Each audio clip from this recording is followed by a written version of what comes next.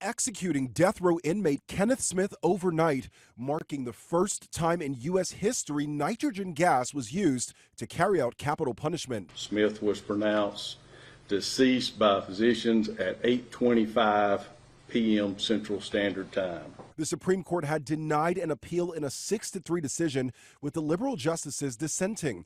Justice Sotomayor accusing Alabama of experimenting with human life, saying having failed to kill Smith on its first attempt, Alabama has selected him as its guinea pig to test a method of execution never attempted before. Smith was one of 3 men convicted in the murder of Elizabeth Sennett in the 1980s. In 2022, Smith and the state of Alabama agreeing to a new form of execution after the state botched a lethal injection execution. In a settlement with Smith, the state of Alabama agreeing to not pursue lethal injection again and instead attempt a new method of execution, nitrogen hypoxia.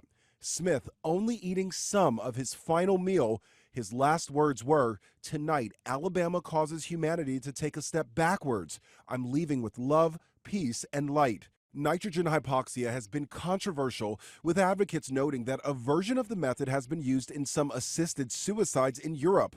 Lawyers for the state argue that the method is painless, with unconsciousness occurring in a matter of seconds. But the United Nations Human Rights Office called on Alabama to stop the execution, noting there is no scientific evidence to prove that execution by nitrogen inhalation will not cause grave suffering. Alabama says it will continue to use the method. Nitrogen hypoxia is one of the 3 methods of execution, so if the inmates choose it, then that's the method we will use.